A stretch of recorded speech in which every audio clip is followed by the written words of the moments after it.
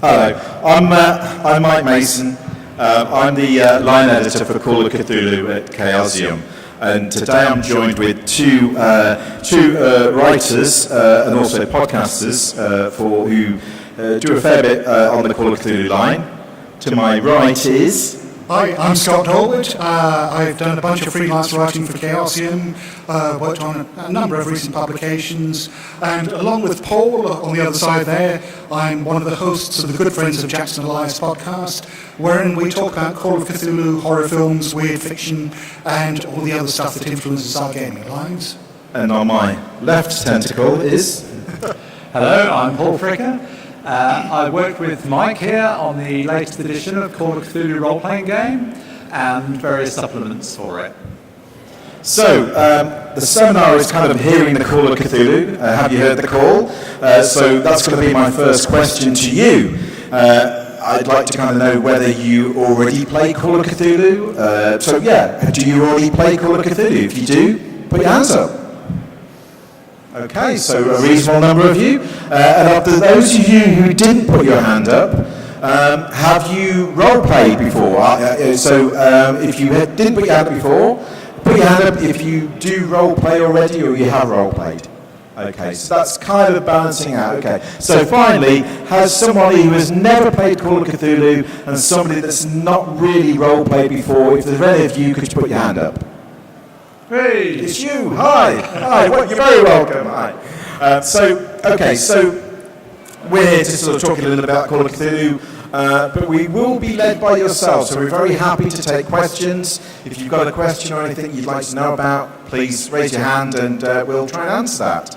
But to start off, we did sort of talk about that. We would talk about writing for Call of Cthulhu and how we go about it. But maybe we should take a step back from that. And Scott, would you like to tell us about, why do you like Call of Cthulhu? I like Call of Cthulhu because I've been a horror fan ever since I was a kid.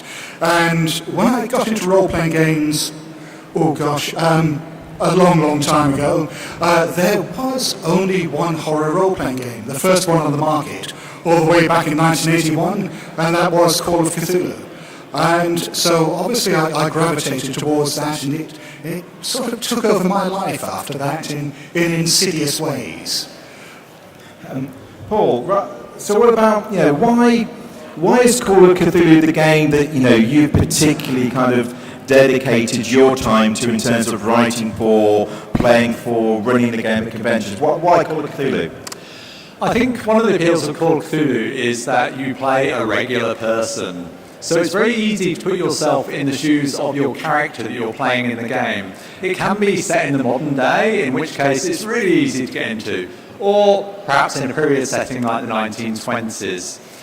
But one of the things that appeals to me in terms of writing is that you can take pretty much any premise for a horror film or horror story, or not even necessarily horror, but kind of weird fiction or strange things going on, and mold it into a Call of Cthulhu game. So it's very flexible in terms of content. Okay, so what about this? So I hear that you can play Call of Cthulhu in two ways.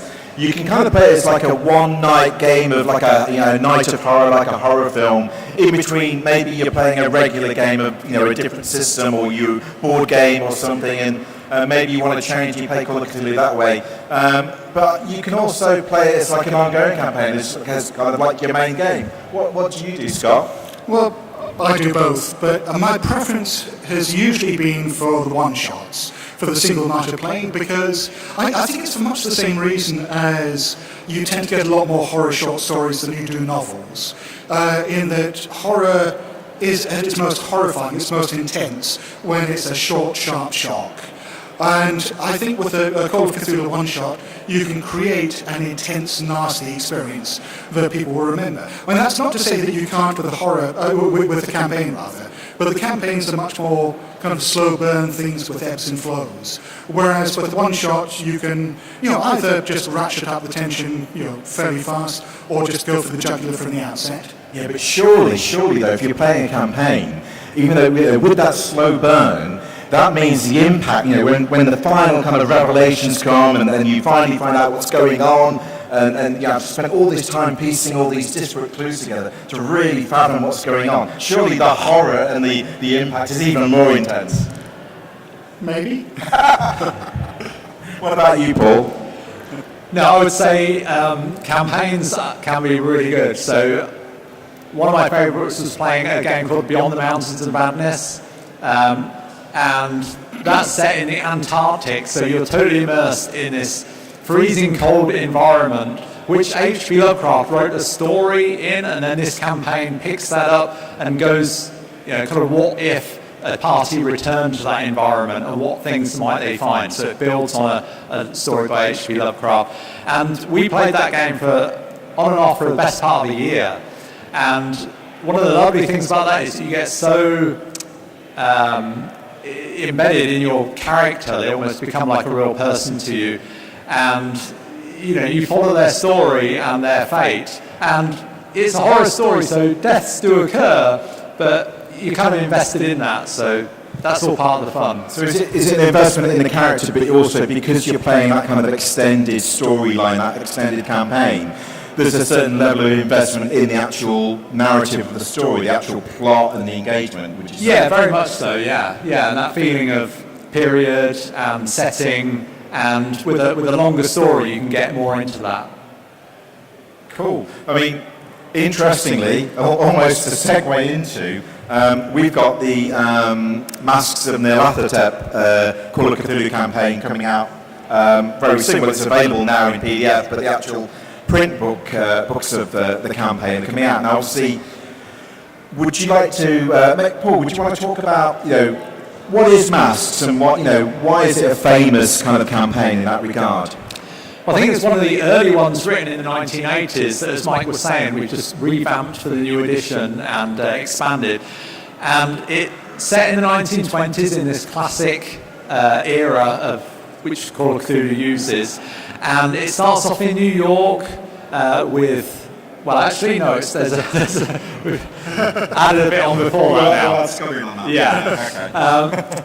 And as with many of these campaigns, it starts off fairly small, and you start off with a kind of local investigation, which slowly reveals a bigger conspiracy. And you might travel abroad and go to other countries, and slowly you're kind of peeling away layers of the onion and finding more and more inside, and greater horrors. But the great horror is that it's not just local; it's spanning the whole world. Well, how many countries does it cover? It covers we start in Peru, more on that in a moment. America, Britain, London, Egypt, Africa, Australia, and Shanghai. Yeah. So what's that? 7, I think. Seven adventures. So it's the classic chapters. Yeah. The classic world-spanning campaign. But we mentioned Peru, which is so Scott, you were heavily involved in the creation of the new prologue to the campaign, which is set in Peru. Do you want to talk a bit about that and about how we approached revising the new edition? Well, one of the key points of Masks of Nyarlathotep is that to start out with, you're all friends of this writer by the name of Jackson Elias. And he has called you to his aid to help with this investigation where he's got a little bit out of his depth. But it's been not quite a stumbling block, but perhaps something that's caused a few groups a little trouble. That you start out being told that you have this history with Jackson Elias, but the characters, or rather the players, haven't necessarily played in a game that involves him before. So when it came to revising Masks of Nyarlathotep, we decided that we wanted to put an introductory chapter in there, where the characters met Jackson Elias for the first time, where they bonded with him, where perhaps he saved their bacon a few times, or at least provided valuable help. And so when they get the call to come and help him, they've got a reason to, and they've got some degree of emotional attachment. So in terms of Mask, it's an old campaign. It was released back in 1985. At the time, it set the mold and set the mold for kind of campaigns across the entirety of role-playing, really. I mean, it was the first one that really kind of hit the nail on the head in terms of this box set with multiple kind of locations, all spreading across this one kind of arcing narrative, and driving towards this epic conclusion. It kind of set the mould for campaigns, and won many awards and things like that. But so a lot of people have kind of played it over the years, and but there's obviously a lot of people that still haven't. And there's a lot of people that maybe played it when they were younger, when it first came out, that kind of thinking about maybe we'll revisit that, with the new edition coming out. What's kind of interesting is that everyone's got, who've played the campaign in the past, have got kind of like a war story of a favourite scene or favourite character or an incident that happened in the game that they played. Is there something like that for you, Paul? Is there a favourite kind of remembrance you have of playing Masks, or maybe in working on the new edition, is there a particular scene that sort of stood out for you when you were kind of writing it? Maybe. Are we allowed to give spoilers here? Well, I guess semi-spoiler without giving too much away. Okay, I guess one of the most evocative parts for me was the Egypt chapter when I played that the first time as a player, not as a GM. But there's just some of the things down under the pyramids. It's pretty epic in terms of what you can find underneath the pyramids. There's some very deadly things down there. So you don't want to be messing around with water. With water. Yeah. So there's a boat on this little pool, and then these monsters appeared at the other end of the passage, and we're like, okay, we're running. So we run, and one of my friends has this great idea. I'll jump on that lake, on the boat, because that'll be safe. But unbeknownst to him, it's not a lake of water, it's leeches.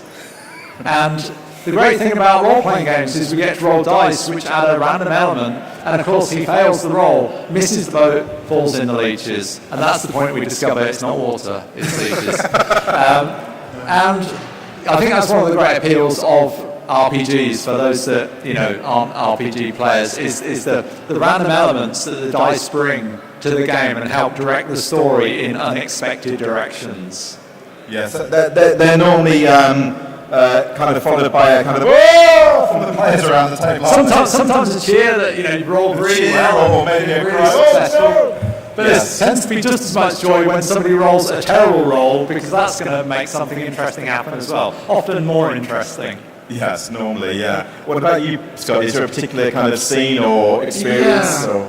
Well, one thing we haven't really mentioned so far is that Masks is fundamentally a very pulpy campaign. It owes a lot in its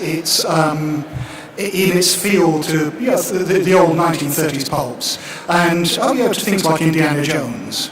And so as a result, even if you're not playing using Call of Cthulhu, the characters tend to be larger than life and behave in very heroic or eccentric fashions. And there was a friend of mine when I ran it originally back in the mid-80s who decided he'd played a lot of RuneQuest before, and which is a very similar set of mechanics, and he discovered how effective armor was. So he decided he wanted the Call of Cthulhu investigator who wore armor. So he created a professor of Japanese history whose affectation was that he had a suit of samurai armor, and he would just wander around everywhere in this bloody suit of armor.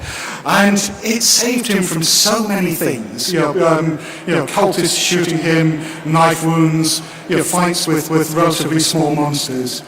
Towards the end of the campaign, you come across a creature which is not relatively small, which is about the size of a subway car. And he decided that he was going to stand this thing down. His armor had saved him so far. And there isn't enough armor in the world to save you from that. And it just sort of, I think the phrase I ended up using was spam in a can. There were just bits of him leaking out of this flat armor afterwards.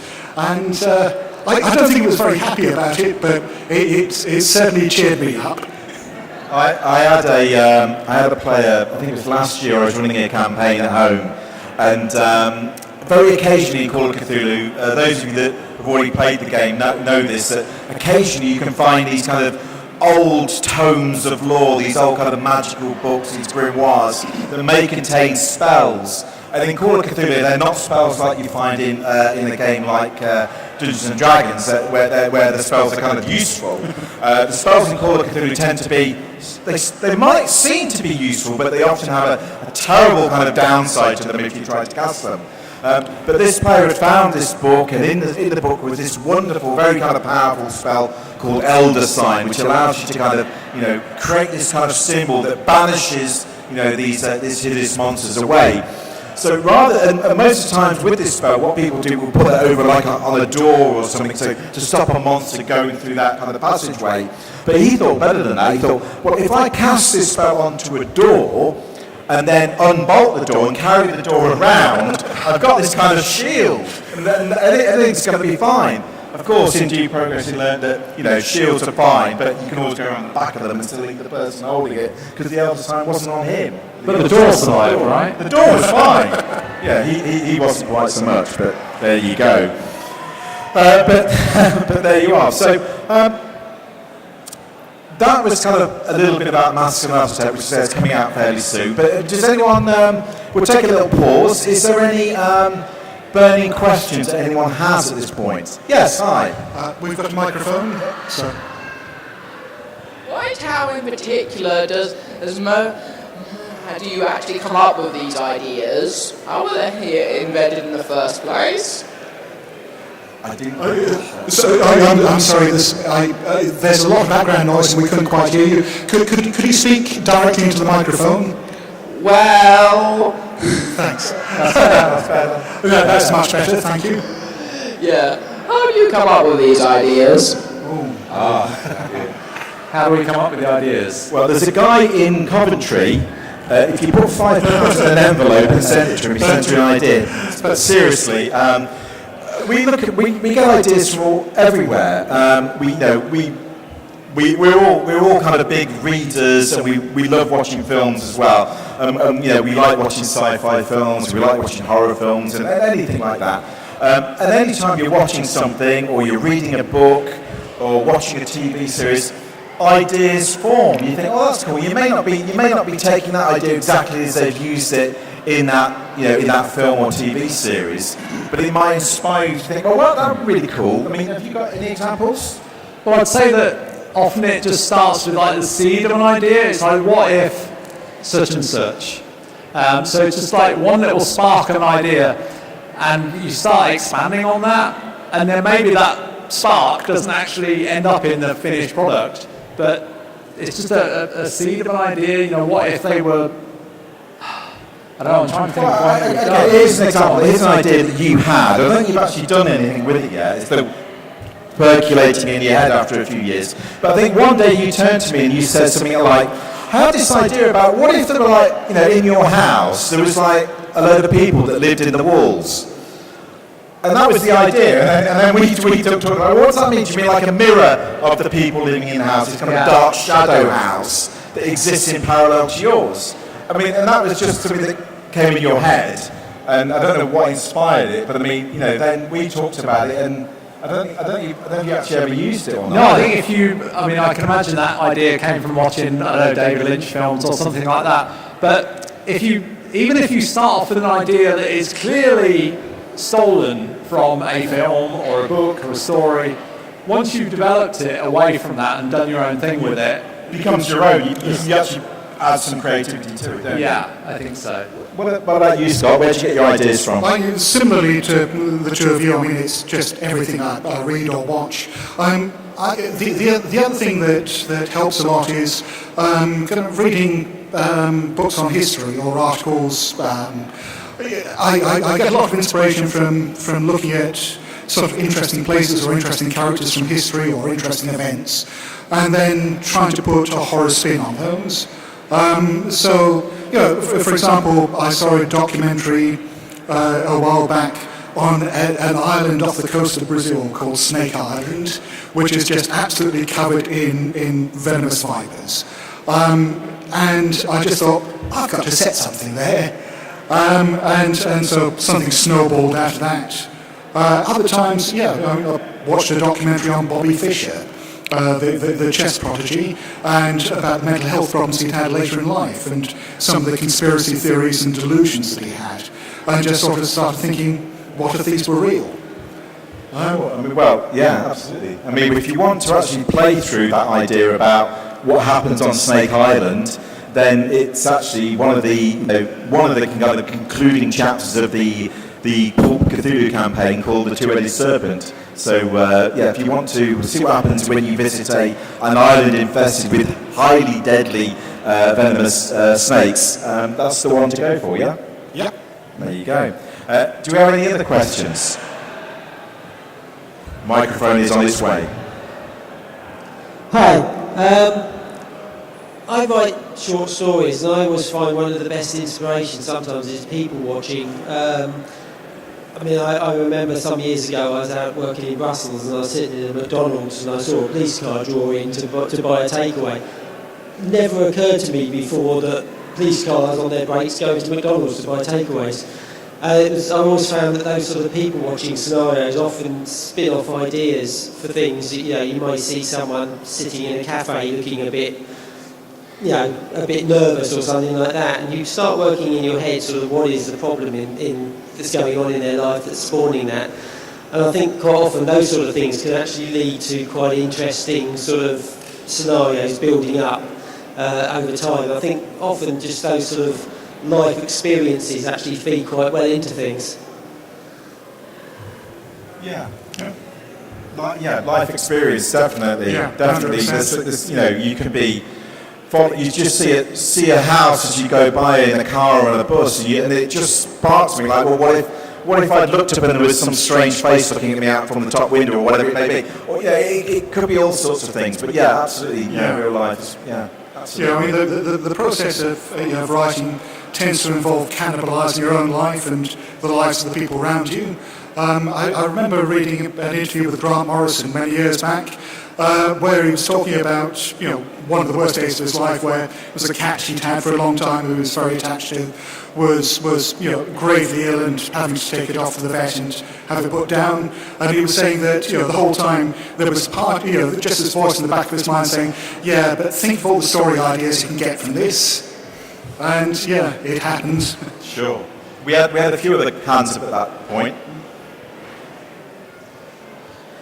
With jaded players and people who spend a large amount of their time watching horror movies, TV series, and adventures, how do you go about instilling fear, existential fear especially, into games where people are expecting to be the heroes, the protagonists? Was the question, how do we instill fear? Okay. This is one of the things with it being a horror role-playing game. A part of it, not always, but can be about instilling that sense of fear into the game. Now, it can just play on horror tropes, which can just be, everybody can just be laughing and it can be fun. As with a number of horror films, they can feature comedy purposefully or not. But also sometimes, depending on the game, depending on the players and the GM, you do want to build an atmosphere of something frightening going on. And my main resource for that is thinking what frightens me, and just trying to embody that in the storytelling, but not to try and have that tone all the way through the game. Sometimes we laughing and joking, but then they go down in the cellar or whatever, and maybe somebody's on their own, and I can just drop the tone and just whisper, you feel something cold on your shoulder, and I can't invoke that in front of a big audience, but often I feel a bit of a chill myself, and I'm kind of frightening myself. It's just like when you sat around the campfire or whatever telling spooky stories, if you've ever done that, and the lights, I think having low lighting helps as well, because it just frees your imagination. So that's what my advice would be: think what would scare you and try and portray it. Yeah, absolutely. Don't be hard on yourself. Definitely, as Paul has just said, one of the kind of things that can hold people back is thinking, I've got to be scary all the time. This game's got to be like, people are going to run screaming from my gaming table. It's not actually about that. It's about having fun at the gaming table. And part of that fun with a game like Call of Cthulhu is occasionally it's kind of cool to be scared. But like most horror films, we're not all sat terrified when we watch a horror film. There may be instances where, a few seconds where you get spooked or you scare or whatever it may be. And that's the same kind of thing with these kind of games. You may go entire sessions where actually you're just kind of you're engrossed in the story, in the mystery, and then there's occasions of comedy, and then you get to the end and you go, oh no, I didn't see that coming because there's a twist, and actually that's the kind of the horror in it. It just depends on the game. And often I think those scariest bits are just improvised in the moment, I would say. We had sorry, if you don't mind. Sorry, I'll just chip in on that. I think also, certainly when you're dealing with hardcore horror fans, a lot of the long-time horror fans I know, still love watching horror films, watch loads of them, but aren't scared by them. And, that doesn't stop us watching horror films. I have been scared by very few horror films in my adult life. I still watch way too many of them. And it's not because I'm looking to be scared. It's because there's something about the atmosphere and the ideas and the imagery and just the way the story's developed that still speaks to me and appeals to me. And I think you get a lot of that with role-playing games. I think it's comparatively difficult to scare someone in an RPG session. But that doesn't mean that you can't engage the part of them that loves horror. Sure. Yeah. Hello. Hi. Talking about new editions, Call of Cthulhu's been around for a long time now, and the source material is fairly static. What's new in the latest iteration of Call of Cthulhu than, say, 4th or 5th edition? Sure. So the question there was that Call of Cthulhu, basically was released back in around 1981. So it's a game that's been in existence for well over 35 years. And recently, about 3 years ago or so, we released what's called the 7th edition, a new edition of Call of Cthulhu. So the question was kind of like, well, how is it different? Is it the same old game? What's different? I guess, which is a good question to ask because all three of us worked on the new edition. Scott, do you want to kick off with how do you see what's different about 7th edition? Well, it's still fundamentally the same game that's been around since the early 80s. What Mike and Paul did was they rewrote all the text in it to try to make it more accessible to a modern audience. I edited it, and one thing that I sort of insisted on was lots more examples of plays to try to make it easier for people like me who learn more from example than from reading rules. But in terms of the gameplay, there's a few new mechanics, a few new twists in there. Some bits have been simplified. I think things like combat, now runs a lot smoother. There's less that swing miss thing that dogs a lot of older games. But it's still Call of Cthulhu. What's your take, Paul? Well, I'll give one illustration, I guess, the pushed roll.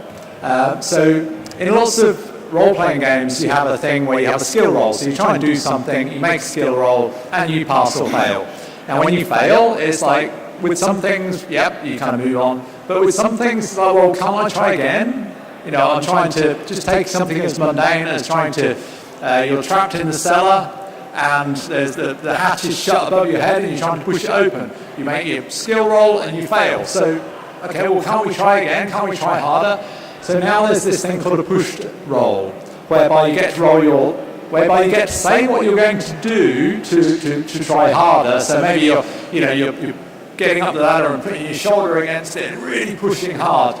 And you get to roll a second time, but this time that you're putting something on the line. You're pushing the roll. And if you fail, there's a consequence. So the consequence can be something such as,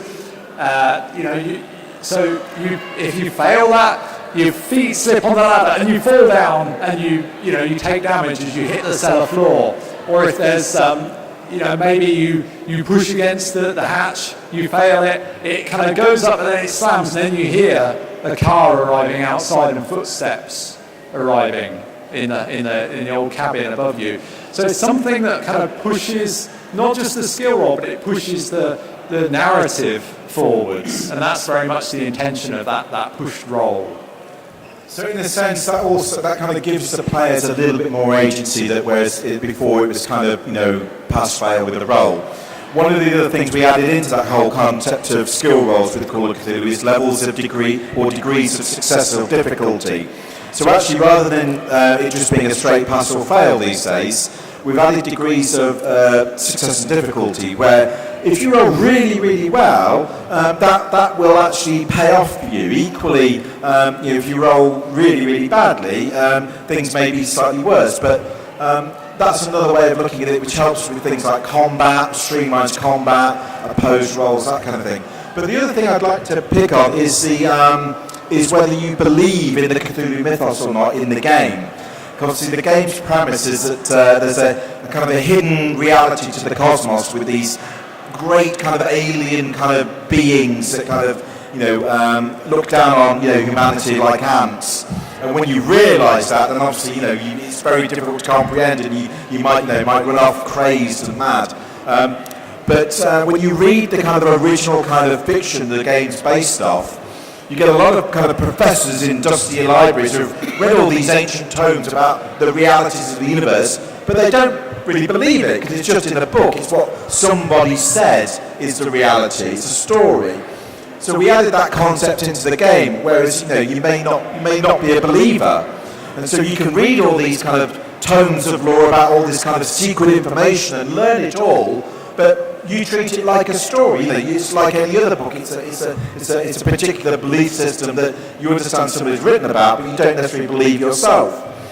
But obviously in the game is when you're confronted by the reality of the Cthulhu myth. So you've read all about these fishmen that live under the sea, but they're just legends and story. I don't believe them, but I know all about them. But when you go to the beach and then a fishman comes up to you and tries to eat you, then suddenly it all becomes real, and so you're suddenly hit with all the learning you've had, and you suddenly a whole weight of it, and the reality comes, and you're no longer a believer. So we've got that kind of little kind of differentiation in there, I guess. Also, one more thing about the new edition. Can I just ask the audience, who likes maths? Put your hand up if you like maths.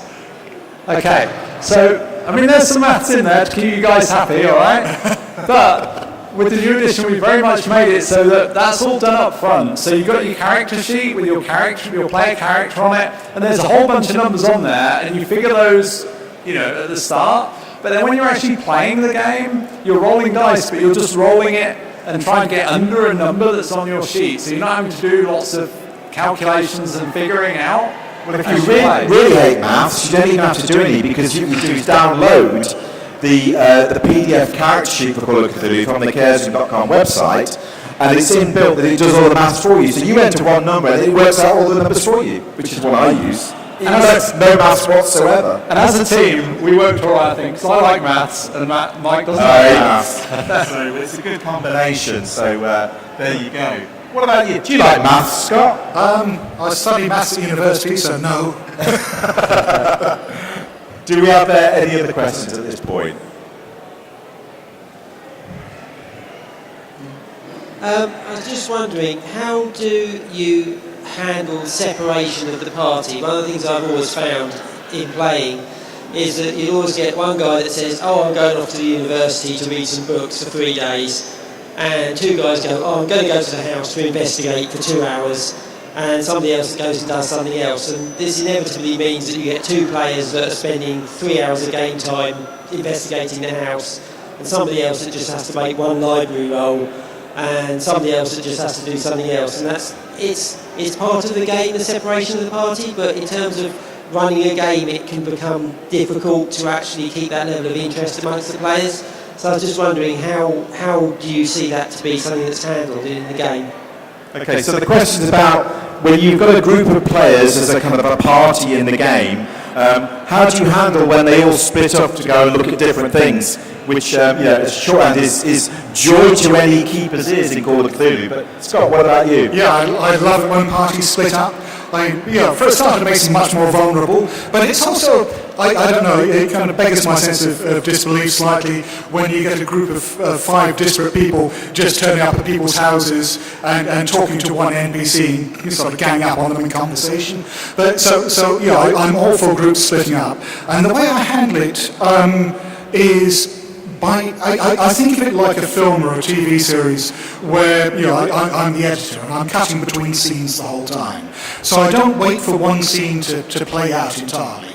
So if you've got say a couple of people who've gone off to talk to the lord of the manor, and someone else who's gone down to the church to look at church records, and someone else who's poking around the old mill or something like that, then I'll try to make sure that there are things that are happening in all those places.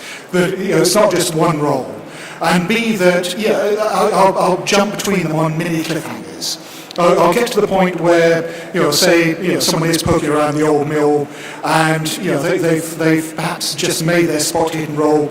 They've noticed, some human remains, some very old human remains in the corner, covered with dust, and they're beginning to investigate, trying to work out what happened to this person, and that's the point at which they hear a floorboard creaking behind them. So at that point, I'll cut to another player. You're building it almost like building each scene to a kind of a cliffhanger, and then moving to the next scene, coming back, and kind of a cliffhanger to cliffhanger almost. Yes, and if you keep those cuts fairly short, I mean, keep it to a few minutes per person, then you stop anyone getting too bored.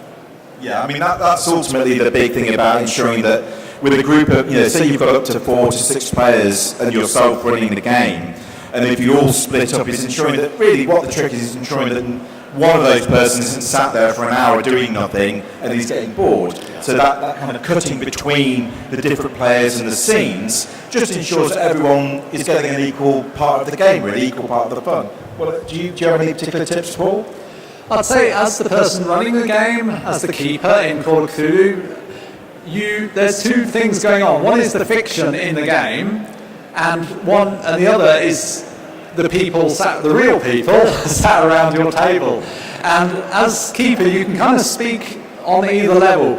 So sometimes I would say step out of the fiction and talk to the players. And if you feel they're splitting up too much and you feel some people are going to get left out for a long time just because you know the scenario you're running, there's nothing wrong with saying to them, look, you could go off and do that thing on your own, but actually, in terms of the game, it might be better if you join, Sue and go to the library, because I don't want to leave you out for ages. So, I think that's okay to do that sometimes. Don't be afraid to do that. Just because the players say they want to all go off and do separate things, doesn't mean that you can't give them a bit of guidance sometimes. Absolutely. We have another question here. Hi. I've been playing Call of Cthulhu on and off for years, but it's been about 15 years since I've run a campaign. So do you have any hints or tips for either new or returning players in terms of how to handle running something like the Mastermind now Atheltad, a really big sort of campaign? Okay. Paul, do you want to kick this one off first, Paul? So for returning players, I think. Well, let me address that. If you're new to the game, then there's the quick start rules. So if you want to get up to speed with the new edition, I would say get the quick start rules. And also, soon to be released for Christmas this year, there'll be a starter box set. Yes. Which we can talk more about that in a minute if you like. Sure thing. So that's a good way of kind of getting into the new rules. There are also videos online which you can find which give advice on how to run the game. There are podcasts, and there are also actual play podcasts online as well, so you can kind of get a feel of how the game runs. So if you're going to pick up a scenario or whatever, if you have a search online, you can probably find versions of it that you can actually listen to, and that gives you a good feel for how that game might run. Obviously with your players it might go quite differently, but at least you get a good handle on how it went for somebody else. Yeah, I'm just quickly looking up to make sure I got the name right, but in terms of one of the actual plays, we've actually got one that's actually running at the moment with Encounter Roleplay on YouTube, who are actually running through the Master of campaign. So if you were going to run it, then why wouldn't you watch another group, in advance, running it, to get ideas, see what they did, see how the players handled it, and also by doing that, you kind of by osmosis, kind of just refreshing yourself on the rules at the same time. So that's a really cool way to do it. I'd certainly recommend it. Yeah, along those lines as well. There's a chap who does a YouTube channel called Seth Korokowski, who does reviews of not just Call of Cthulhu, but a lot of role-playing games and particularly role-playing game scenarios. And what he does is quite good. I mean, he talks to you not just through his opinions, but his experiences of running them, things that he found worked and didn't work for him, things that he might have changed. And even if you don't agree with him, he tends to give a lot of really good insights. He hasn't tackled masks yet, but he's been doing that for the Two-Headed Serpent. And certainly, each time he reviews the chapter, I find myself sitting there afterwards thinking, I wish I'd thought of that at the time. I mean, it's probably, I think Scott kind of said it, but it's worth kind of reinforcing the fact with Seth's videos. He calls them review videos, and he's one of the reviewers that will only review a product in terms of role playing that he's actually played or run himself, rather than just I've read it and then review it. So I think that's quite an important distinction, because obviously with that, as Scott says, you get a certain deeper level of insight into, well, this is what happened when I ran the game, this is what the players did, or this is the problems I encountered, or these are the kind of solutions that the scenario presents you. So I think they're very useful. And so obviously, he won't have done masks yet, because he hasn't run it yet, but when he does, he says he's going to do it. So that would be kind of cool. I'm supposed to be running the Peru chapter for him soon. That's very cool. So that kind of thing, and certainly Paul touched upon the Call of Cthulhu starter box set, which is technically a new product we're launching later this year, probably around November time, maybe late November into December, which is a classic kind of Chaosium box set, kind of a 1-inch deep box, and in that is everything you need to start playing Call of Cthulhu, whether you've never played Call of Cthulhu before, whether you've never role-played before, or whether you played 20 years ago and you kind of, hey, let's give this a go again, but I've forgotten everything. It will actually talk you through and work through getting you from playing yourself in an individual solo play adventure, a choose your own adventure. It will teach you the rules as you go through, and it will then hold your hand as you play and run your first game with maybe 1 or 2 people, so your family or friends, and then it will continue holding your hand as you maybe add another person to the group for the second scenario, and it will continue to the third scenario in the booklet, where you may be playing with a group of 4 to 6 people. But the idea is it will take you from knowing nothing about role playing into being, a confident, Call of Cthulhu keeper, and comes with a set of dice as well, and character sheets and handouts, and is really cool. So check it out when it comes. Do we have any other questions? We've got a few more minutes. Microphone's on its way. Hi, when you're putting together a scenario, do you have a particular way that you structure that you think is successful? That's a really, really good question. And the question was, is there a particular way that we structure a scenario when we're putting it together? The answer is yes, but everyone will answer it differently. And to give you a demonstration of that, Scott, would you like to sort of kick that one off? Yeah, I mean, there's 2 different ways of answering that. One is structuring it in terms of how we run it ourselves, and structuring it in terms of how we present it to other people. Looking at it, the first one, I tend to have a very different approach than, say, Mike or Paul, in that very few of the scenarios I write are traditional investigative ones. There's very often a sense of mystery, but I'm more interested in that sense of horror. So I tend to structure it in terms of, here is an opening situation that presents the characters with a horrific thing that they've got to resolve. And then, here are some ways we can ratchet up the tension. and then here are some ways that it might resolve. Very rarely a prescribed ending. It's more, these are my experiences from having run it. These are ways that you might try to wrap things up yourself. I tend to look at it more as a sort of framework around which a story might grow. Paul, you come to it slightly differently. I think I would frame it as a bunch of scenes that might be played in different orders, and if the players decide to go off and do something different, then we can improvise scenes, but I've kind of got those scenes, if you like, down on the page, so I'm kind of forearmed, if you like, but ready to improvise if required. When it comes to writing things for publication, the main thing I think is to speak to the person reading it and make sure that the story is really clear in the first few paragraphs to the person reading it. I don't want to read something on the page and have to be like an investigator myself and have to try and figure out what's actually going on. As the GM, I want to be able to get a handle on it, pretty quickly. Yeah, and every other writer will tell you something different as well. So it's really what works for you. And in terms of, I tend to be decided a bit more with Paul in terms of how I do things. I kind of have a structure. But I think the key with whenever you're running something, whether it's something you've written yourself or you're picking up one of our books with scenarios in it and you're running one of those, is what's written there or the idea you have in your head, let it be flexible. Yeah, because ultimately, when the players play the game, it becomes your game and their game. And so they may approach things differently to what we expected them to when we wrote it. It may be they might approach it differently to what you expected when you thought the idea and you jotted some ideas down for the game tonight. So just be flexible in your approach. Allow things to develop in a certain way, perhaps. Because remember, what it's about is actually this kind of shared story experience, which hopefully is fun for all of you.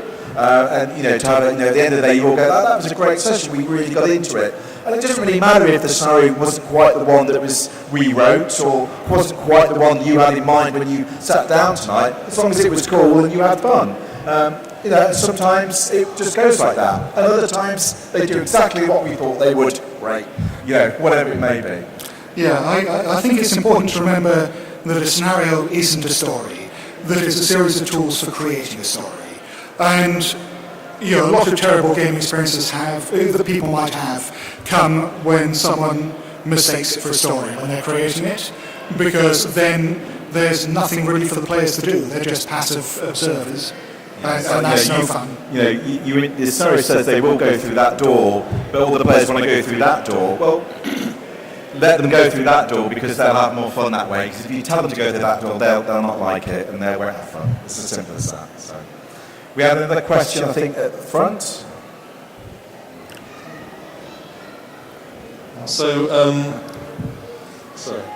With Call of Cthulhu being somewhat more lethal than possibly other role-playing games, if you've got a campaign where someone has followed their character through up and they've survived several games, maybe several, and then they die.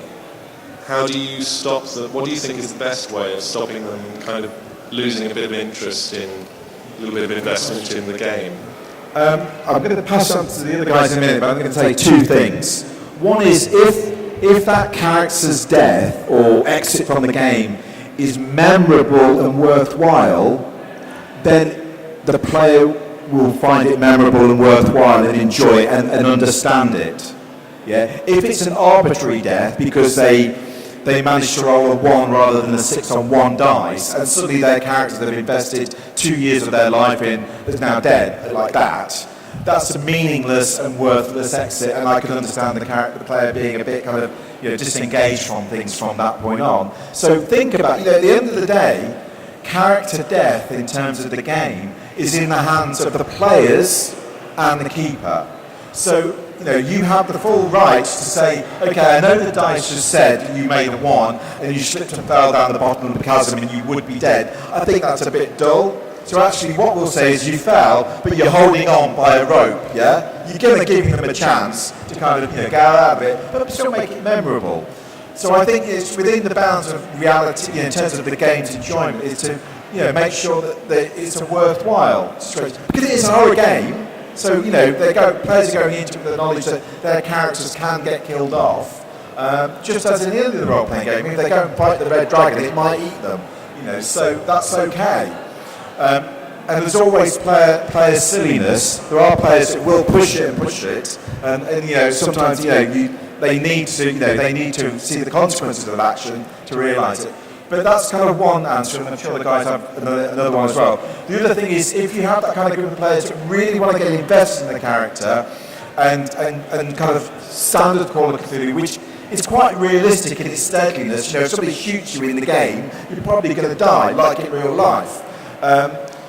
So we have got a kind of an alternate kind of system, which is the same system but with some additional kind of extras. It's called Pulp Cthulhu, where the characters are actually tougher, stronger, and more durable, and there are actually mechanics for ensuring they don't die necessarily. There are downsides to it, but there are ways to keep it. But Pulp Cthulhu, for those kind of groups that kind of want to play it through and don't want to die that often, Pulp Cthulhu is very much kind of geared towards that style of play.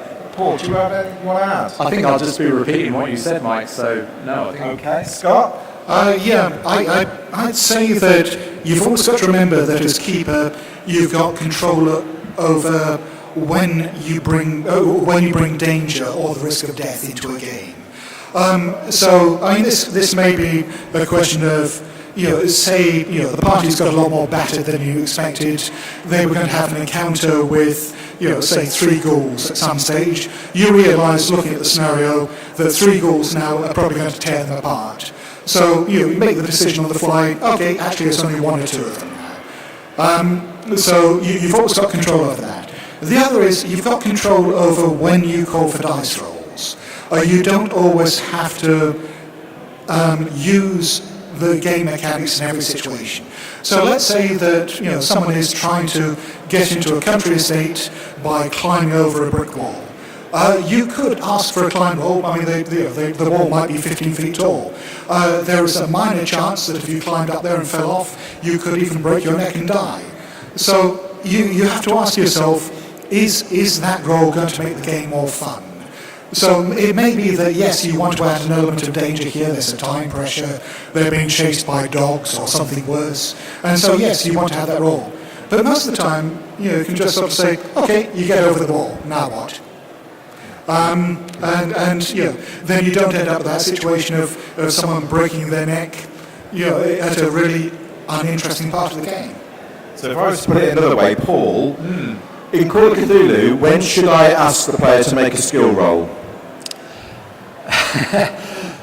when it seems appropriate. It's a pretty lame answer, but when something exciting might happen. So if you're just driving the car to Sainsbury's to get a sandwich, you don't need to make a drive skill roll, right?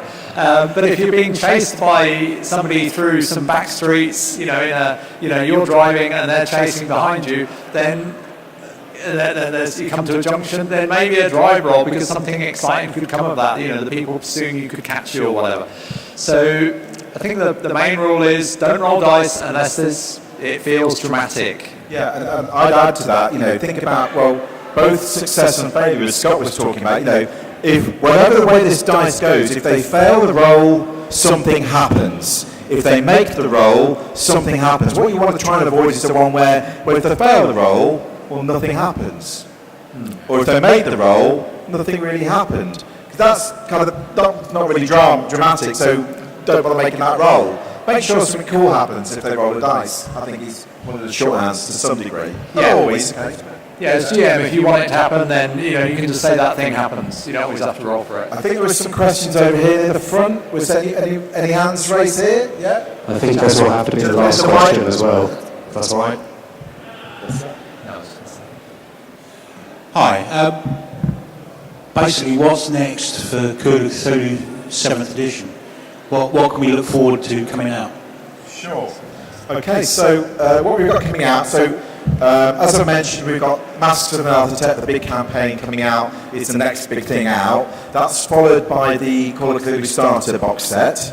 But the works we have currently in production at the moment, we have a follow-up to Down Darker Trails, which is the Call of Cthulhu setting in the Wild West, in the kind of late 1800s America. And we have a book called The Shadow over Stillwater, which is basically a collection of scenarios for the Wild West kind of setting. Of those, there is a kind of a mini campaign set over 3 scenarios, and then there's an additional scenario as well.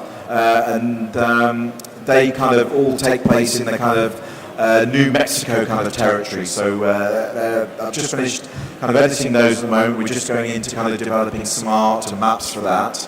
The book we currently have in layout, which is kind of the one that will go to print next, is Secrets of Australia, which we otherwise call Terra Australis, which is a complete kind of revision, revamp, enhancement, development of the very, very old book that was called Terra Australis. So we have a whole source book around the Australian continent, including Tasmania, where you have details about Australia in the 1920s, role-playing Australian characters, scenarios, brand new scenarios, lots of background, a lot of history, weird Australia as well. We have a lot of stuff about Aboriginal Australians in there in terms of the kind of the dreaming or the dream time or Archeringa, depending on how you want to describe it. So lots of material coming out in that Australia book. And the other book we currently just finished editing is a book called Secrets of Berlin, which is a really cool book set in 1920s Berlin, so the Weimar Republic. So it's a period between the 1920 before the start of the Second World War and the kind of the kind of the latter half of the kind of the rise of Hitler and so on. But this is all kind of pre that with the the kind of cabaret nightclubs, the kind of Berlin is this kind of bursting metropolis of new art and expression, of which is a hotbed of kind of occult belief and secret societies and political machinations. So that's those are the kind of the ones most recently kind of on their way out, as it were. We've got plenty of others, but they're the ones I mentioned now. But I think we are just at time. So can I say thanks very much for everyone coming. Thanks to Scott and Paul for joining me. If you want to talk to us more, we're around. Well, I'm sitting around a weekend. Mark and Paul and Scott are around today. We're kind of hanging out in the demonstration room just there, and we're running 1 hour games, 1 hour demonstration games for Call of Cthulhu, and also the other game Chaosium does, which is RuneQuest. And come along, sign up. Play for an hour, get a taste of the game if you've never played before. If you've played before and you want something to do, come and join us as well. Okay, so thanks very much.